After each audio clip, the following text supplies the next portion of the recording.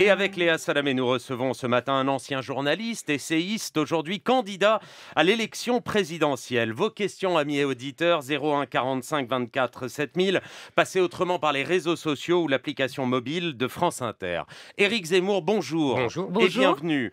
On va Merci. longuement entrer ce matin dans le détail de vos propositions pour la France, mais commençons d'abord par la prestation télévisée du président de la République hier soir. Sur le fond, vous le savez, il défendait le bilan de son quinquennat. Sur la forme, il a reconnu avoir pu blesser des Français, manquer de respect dans certains de ses propos. Ses erreurs, il dit ne pas les avoir répétées, ce qui est selon lui le plus important. Comment avez-vous, Éric Zemmour, trouvé la prestation du président de la République ?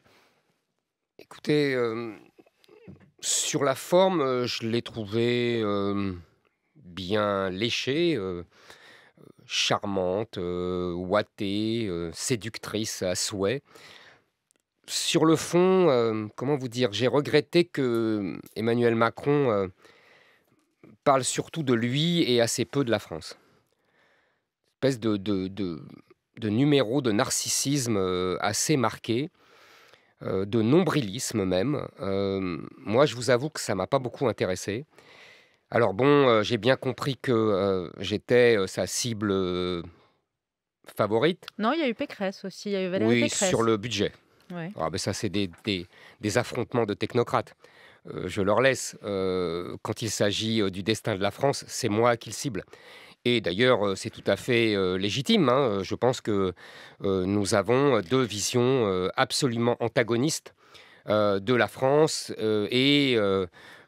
Voilà. On va parler de ces mots et de vos deux visions de la France, mais sans annoncer sa candidature, Emmanuel Macron estime qu'en 5 ans, on ne peut pas tout faire, on ne peut pas tout réformer. Il a raison, il faut 2 quinquennats. Ah bah, vous savez, moi, j'ai voté contre le quinquennat. Oui, c'est ça, pour le septennat. Donc, Vous votiez déjà? Je suis d'accord avec ça.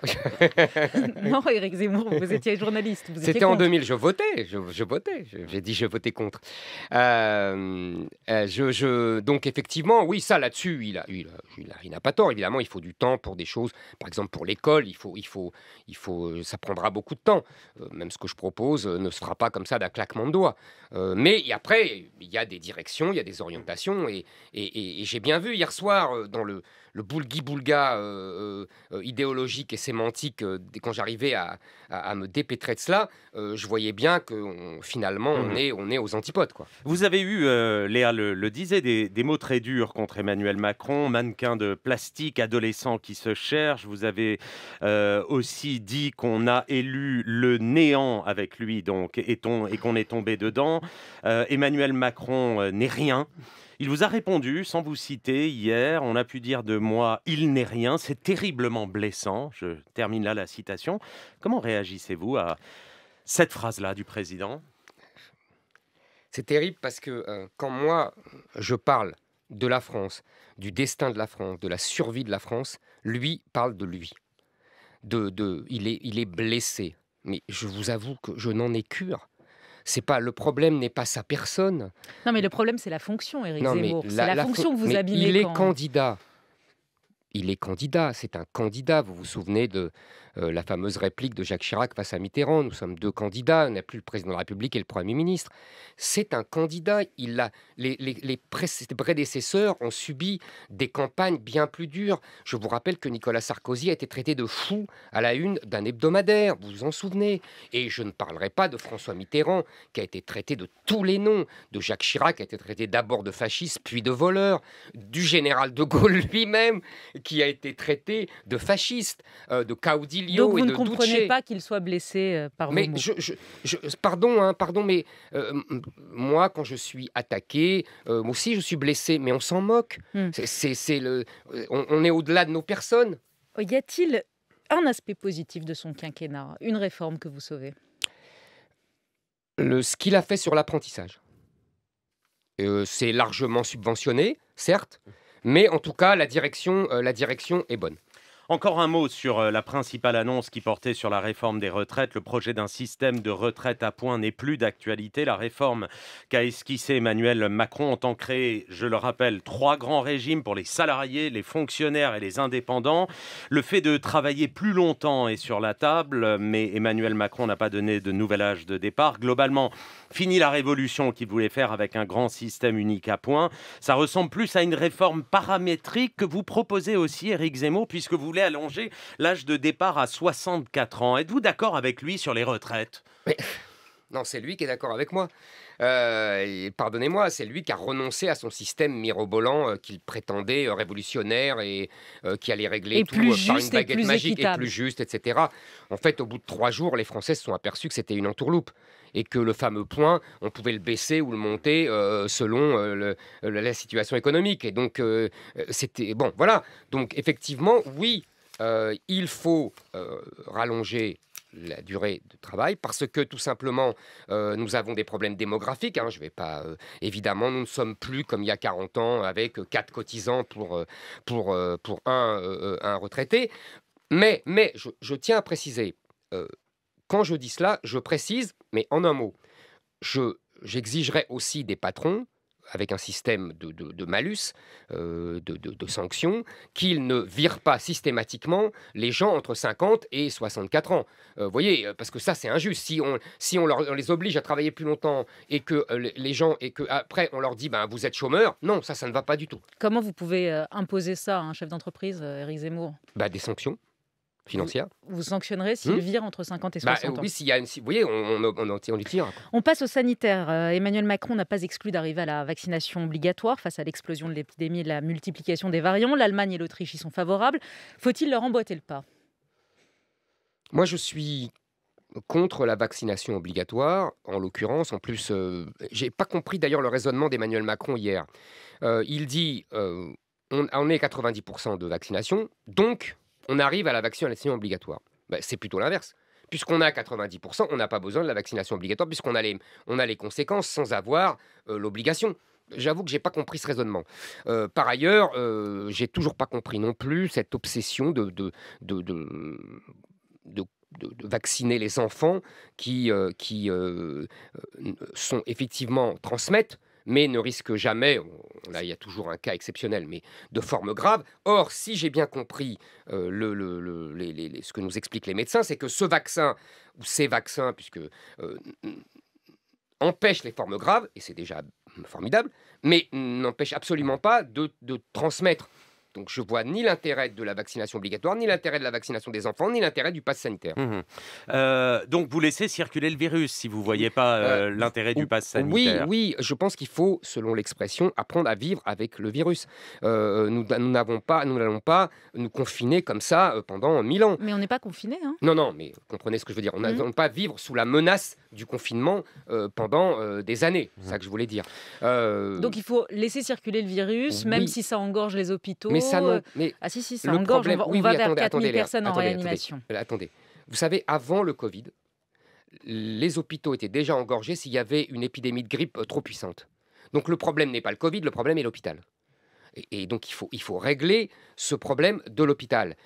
Il faut investir davantage, il faut régler le problème des lits oui, ça j'entends ce que vous dites. J'entends ce que vous dites, mais si vous étiez ça très bien, ça c'est des réformes de long terme. Aujourd'hui, il y a une épidémie qui menace. Vous seriez au pouvoir aujourd'hui, vous laissez circuler le virus et vous n'appelez pas la vaccination. C'est bien ça? Mais la vaccination elle est faite. Je comprends pas cette discussion. Il faut une 3e dose de rappel. Eh ben, on fera une 3e dose de rappel pour les gens les plus âgés et pour les gens les plus fragiles. Il faut arrêter. Vous comprenez pourquoi je vous réponds ça? Parce que je pense qu'il faut arrêter de polariser sur cette épidémie, d'en faire quelque chose qui panique les gens, de gouverner par la peur. Il faut s'habituer à cette épidémie. Vous savez, je ne veux pas du tout minorer cette épidémie. C'est ce que j'allais vous dire, 5 millions de morts selon l'OMS dans le monde, plus de 100 000 en France. Non, mais vous avez raison. Mais ce que je veux dire, c'est qu'il y a des maladies qui tuent encore plus. Et il ne faudrait pas qu'on occulte ces maladies et que par là, comme ça obstrue les hôpitaux, et on ne soigne plus le reste. Sur l'immigration, venons-en à cette thématique. Emmanuel Macron vous a aussi répondu sans vous citer. Il ne croit pas à votre thèse du grand remplacement. Quand on parle de ces phénomènes, mieux vaut d'abord regarder les chiffres, dit-il. L'immigration, je le cite encore, est là. Et elle est là parce que nous avons souvent fait appel à elle pour travailler, pour des tâches que les Françaises et les Français ne voulaient plus faire. Elle a aidé à la croissance de notre pays, à avancer, et il évoque des absurdités quand on parle, comme vous, d'immigration zéro. Que lui répondez-vous ? Qu'il a raison sur un point, il faut regarder les chiffres. Mais il ne faut pas regarder que les chiffres. Il faut aussi regarder tout simplement dans la rue. Il faut regarder ce qui se passe, il faut prendre le métro, il faut prendre le RER, il faut prendre le train, il faut aller dans les aéroports, il faut aller à la CAF, il faut aller au bureau de poste, il faut aller dans les écoles. Et là, on voit le grand remplacement en marche. Vous savez, le grand remplacement, c'est pas une thèse fumeuse ou complotiste, c'est simplement un processus de remplacement de population par une autre. Quand vous avez, si vous voulez, les chiffres, puisque Emmanuel Macron aime les chiffres, et là, il aime les chiffres des services officiels liés à son Premier ministre. Je ne peux pas faire mieux, c'est France Stratégie. Quand vous avez dans des villes de Seine-Saint-Denis le pourcentage d'enfants entre 0 et 18 ans qui sont nés de parents extra-européens à 80%, c'est le cas d'Aubervilliers, de Trappes, etc. Et bien là, vous avez le grand remplacement en marche. Il est inéluctable. Ça veut dire qu'il y a un remplacement de population par une autre. Parlons des chiffres, Éric Zemmour. Parlons des chiffres, puisque vous voulez parler des chiffres. Vous voulez arrêter les flux et mettre l'immigration à zéro. Aujourd'hui, et depuis des années, il y a à peu près 250 000. 275 000 en 2019-2020. Effectivement, mais ça dépend des ans. Mais c'était à peu près la même chose sous Nicolas Sarkozy, sous François Hollande. Vous avez tout à fait raison. Pour vous situer, sous Jean-Pierre Chevènement en 2000, si j'ose dire, parce qu'il est ministre de l'Intérieur, on est à 100 000. On passe à 200 000 sous Sarkozy, et maintenant on est à 275 000. Alors, on est autour de 250 000 en fonction des années. Très simple, vous êtes élu président. Combien y aura-t-il de titres de séjour chaque année? Combien d'immigrés pourront entrer en France? Donnez un chiffre. Je ne peux pas donner au chiffre près, mais je peux vous expliquer ce que je fais. Oui. Là, aujourd'hui, c'est 250 000. Aujourd'hui, vous avez les deux. Attendez. Vous avez les 275 000. Auxquels il faut ajouter les 140 000 de droits. Attendez. Les 140 000 de droits d'asile. Il y a à peu près 10 à 15% d'acceptés. Tout le reste est débouté, sauf que personne ne part. À 10%. Donc vous rajoutez encore entre 75 et 100 000. Donc ça fait à peu près 350 000 à 400 000 tous les ans. Je suis président, qu'est-ce que je fais? C'est très simple. 1. Je supprime le droit au regroupement familial et à la vie familiale normale. Ça fait 90 000 par an. Ça restera quelques milliers ou plus. 2. J'exige que le droit d'asile les demandes de droit d'asile soient déposées dans les consulats à l'étranger. Et je réduis le droit d'asile à quelques dizaines, quelques centaines de cas. C'était, dans les années 50, il y avait 300 cas par an. Les vrais, ce qu'on appelait les combattants de la liberté. Au Japon, il y en a 42 en 2018. Je veux réduire à cela. 2. 3. Il y a ensuite les étudiants. 90 000 encore. Je réduis au minimum les étudiants et je sélectionne beaucoup plus et j'exige le retour imposé. Combien d'étudiants? Je continue. Combien? On étudie. Quelques milliers. Aujourd'hui, quelques 90 000. milliers, pas plus. Quelques milliers, pas plus. Donc les étudiants qui viennent passer un an en France et font rayonner la France après à l'étranger, aux États-Unis, en Chine, tout ça, terminé. Oui, pour uniquement les meilleurs élèves. Je ne garde que les meilleurs. Je ne suis pas, excusez-moi, je ne suis pas là pour entretenir à coups de bourse des faux étudiants. Et il y en a énormément. 3, je continue. Il y a, puisque Emmanuel Macron a dit qu'il venait pour travailler, qu'on les faisait venir, selon la doxa classique qui date de 40 ans. C'est-à-dire qu'on les faisait venir dans les années 60-70. Ça fait longtemps qu'on les fait plus venir. Il y a seulement, dans les 275 000 dont on parlait, chère Léa, il y a 14% de gens qui viennent travailler. 14%. Alors, donc ceux-là, on peut éventuellement les faire venir avec des... J'ai discuté avec un producteur de fraises, de Garriguette. Vous savez que... Enfin, vous ne savez peut-être pas, mais j'adore les fraises Garriguette. Et donc, je parlais avec ce producteur. Il me disait que, effectivement, là, pour le coup, il fait venir des Marocains parce qu'ils n'arrivent pas à avoir de Français. Mais ajoute-t-il, ils repartent. Ça sera le seul cas. Alors, pour prolonger la question, Léa, sur les 275 000 dont... Je vous parle que de l'immigration légale, vous avez compris. Oui. Après, il faudra renvoyer... On arrive à combien, alors, pour finir 275 000 aujourd'hui. Je vous dis vraiment quelques milliers, pas plus. L'objectif sera l'immigration zéro. Mais le plan n'est pas fini. N'oubliez pas, il y a aussi l'expulsion. Il y a aussi toute la suppression des pompes aspirantes. C'est-à-dire, je supprime le droit du sol, je supprime l'AME, je supprime les allocations sociales pour les étrangers non contributives. Alors justement, vous voulez supprimer... Je réduis à presque rien les naturalisations. Et je renvoie les étrangers délinquants et je fais la déchéance de nationalité pour les binationaux criminels et multirécidivistes. Et vous voulez supprimer... pardonnez-moi, dernière chose. Juste un mot Dernière chose important. pour les chômeurs, les gens qui sont au chômage et qui sont étrangers, si au bout de 6 mois, ils n'ont pas retrouvé du travail, je les renvoie. Vous voulez supprimer également toutes les aides sociales aux étrangers, même ceux qui sont en France légalement. Oui, non contributives, on est bien d'accord. Le brancardier à l'hôpital, la femme de ménage qui travaille légalement n'auront plus le droit aux aides sociales. Terminé, fini, c'est ça? Ils auront le droit à ce pourquoi ils ont cotisé.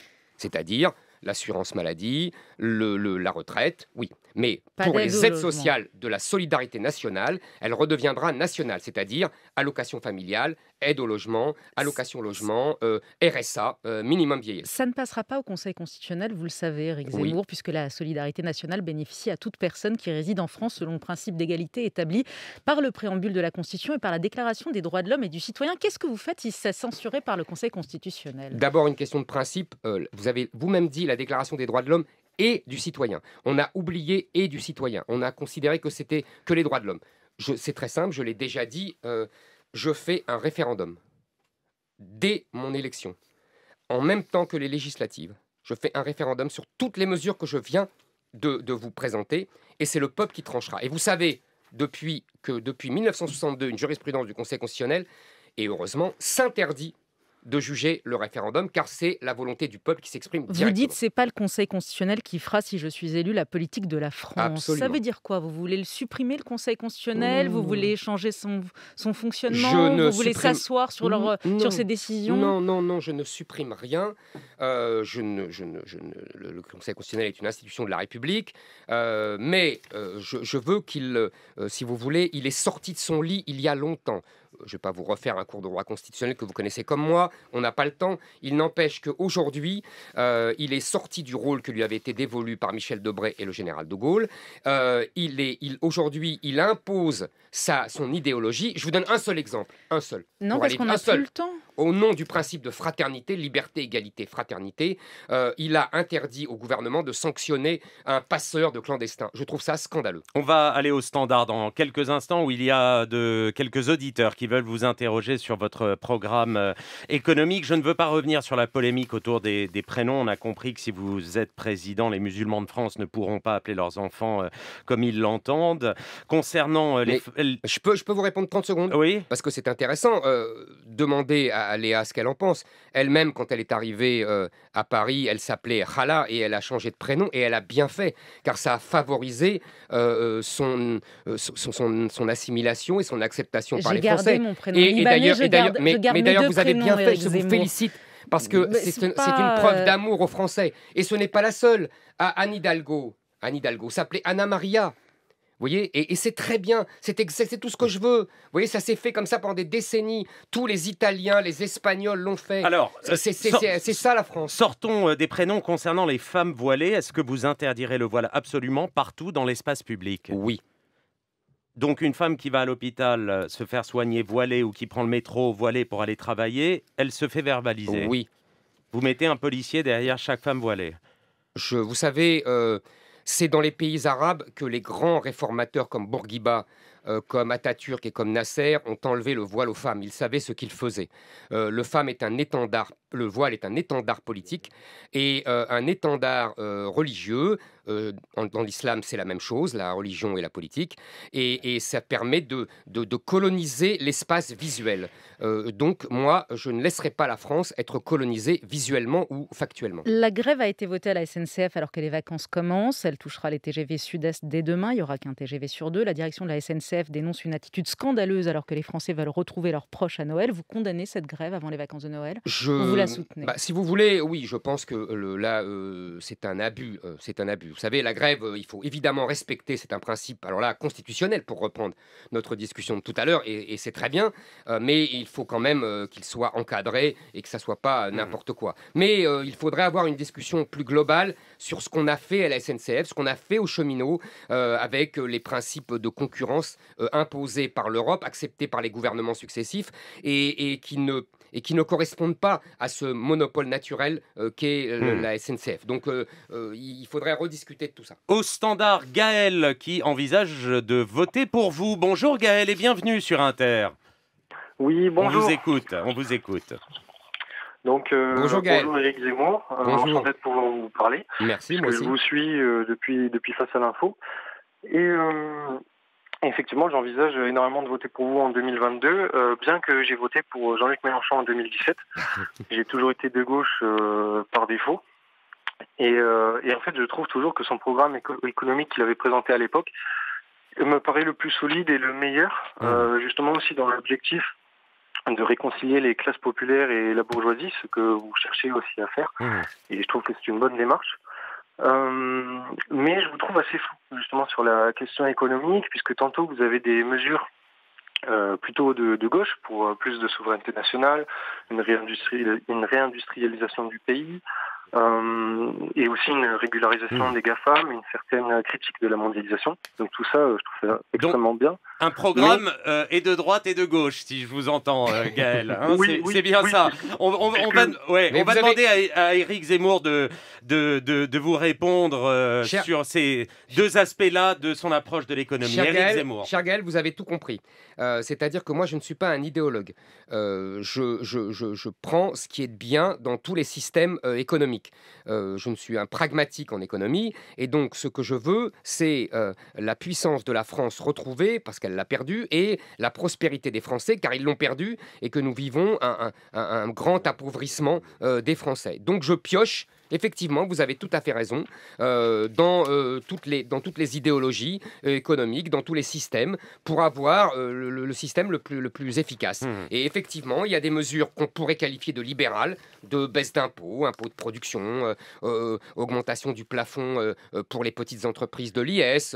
Vous voyez, il y a des mesures comme ça qu'on pourrait qualifier de libérales car de baisse d'impôts, et il y a des mesures qu'on pourrait qualifier de plus colbertistes, qui est un grand ministère de l'industrie, un contrôle des investissements étrangers plus strict. Vous voyez, il y a des choses effectivement dans tous les systèmes, mais j'assume très bien. Alain, au standard. Bonjour, bienvenue. Oui, bonjour Madame Léa, bonjour Monsieur Nicolas, bonjour Monsieur Zemmour. Bonjour Monsieur. Je voudrais que Monsieur Zemmour nous explique cette dichotomie qui est la sienne. Il veut embrasser la France, il aime la France, il va la sauver, extraordinaire programme. Tout en sachant qu'avec son programme et ses idées que je viens d'écouter avec beaucoup d'attention, il va mettre la France à feu et à sang. Il faut appeler un chat un chat. Comment il peut expliquer tout ça, Monsieur Zemmour? Merci monsieur. Alain. Éric Zemmour. Cher monsieur, c'est pas moi qui mets la France à feu et à sang. C'est la France qui est à feu et à sang. Je ne vous parlerai pas de ce pauvre Samuel Paty, je ne vous parlerai pas égorgé, je ne vous parlerai pas des prêtres tués dans leur église, je ne vous parlerai pas des policières tuées dans le commissariat, je vous parlerai simplement de la délinquance ordinaire. 1800 agressions par jour, un taux de crime qui explose, un taux de délinquance qui explose. Les gens, moi, au contraire, je ramènerai la tranquillité, la paix. Mais voyez, Éric Zemmour, c'est un peu ce que disent vos amis politiques dont vous espérez qu'ils vous rejoignent, mais qui ne vous rejoignent pas, à savoir Éric Ciotti, Laurent Wauquiez ou Robert Ménard. Ils disent tous, il n'est pas l'homme du rassemblement, il est trop excessif, il ne pourra pas gagner. Et Robert Ménard dit, il manque de bienveillance, il pense qu'être intelligent et cultivé, ça suffit, mais non, il faut être attentif aux gens. Tous ces gens-là pensent que vous allez, d'une certaine manière, avec peut-être vos excès et vos outrances, mettre le pays à feu et à sang. Ils ne vous rejoignent pas, en tout cas. Vous savez, le problème des hommes politiques, c'est qu'ils sont dans des logiques politiques. Et je dirais même politiciennes. Éric Ciotti a fait campagne sur mon nom, on peut dire, sans prétention, sur mon nom. Et désormais, il se retourne, il se détourne de moi. Je pense que là, il y a une trahison de ses propres électeurs. Ses électeurs ont voté pour lui, pour moi. Donc ils ont voté pour lui pour qu'il me rejoigne. S'il ne le fait pas, il trahira ses électeurs. C'est comme ça. Wauquiez, pardonnez-moi, hein, j'aimerais lui rappeler que Mme Pécresse a quitté LR à cause de lui et qu'il n'est pas... Il la soutient. Comment ? Il la soutient. Ça s'appelle un politicien. C'est triste, mais vous savez, ma porte est toujours ouverte. Si ces gens-là se mettent enfin un jour au diapason de leurs convictions et non pas de leurs tactiques et de leurs intérêts partisans, ma porte sera toujours ouverte. Quelques questions rapides, le temps presse. Allez-vous réécrire, Éric Zemmour, les manuels scolaires à l'aune des thèses que vous défendez dans vos livres et qui vont à l'encontre de ce que disent une majorité des historiens? Est-ce que les élèves de France apprendront que Pétain a sauvé les Juifs français, selon vous, que l'innocence du capitaine Dreyfus n'est pas certaine, selon vous? Est-ce qu'ils apprendront ça dans leurs manuels scolaires? C'est pas moi qui réécrirai les programmes scolaires, je vous le promets. Je n'ai pas cette prétention. En revanche, moi... Je vous donnerai instruction. En tout cas, effectivement, oui, je donnerai instruction pour une chose. Refaire le roman national. Faire aimer la France par son histoire, comme on me l'a fait aimer.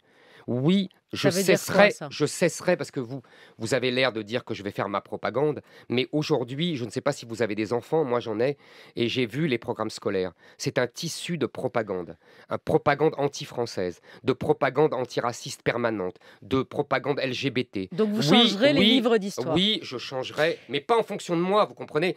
Ce sont des historiens qui le feront. Mais les historiens c'est les historiens qui font les livres d'histoire aujourd'hui. Ce sont des historiens, oui. Bien sûr, oui. Mais vous savez bien qu'il y a des querelles d'historiens. L'histoire est un champ de querelles des historiens sur tous les sujets. Il y a des consensus d'historiens. Non, il n'y a pas de consensus d'historiens. Il y a des consensus qui s'imposent par la propagande et par le fait qu'ils s'imposent dans les universités. Abrogerez-vous la loi Pleven de 1972 adoptée pour lutter contre le racisme en France et la loi Guessot de 90 qui réprime tout acte ou toute parole raciste, antisémite ou xénophobe et qui crée le délit de négationnisme du génocide des Juifs? Est-ce que vous les abrogerez, ces deux lois? Choses. Un, c'est pas la même chose.